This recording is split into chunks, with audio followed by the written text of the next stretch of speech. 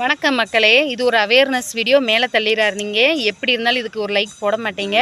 இருந்தாலும் சொல்கிறேன், 120 கோடி சப்ஸ்கிரைபர்ஸ், 120 கோடி வாடிக்கையாளர்களை வச்சுள்ள ஒரு துறை ரொம்ப நஷ்டத்தில் போகுது. அது என்ன துறை தெரியுமா?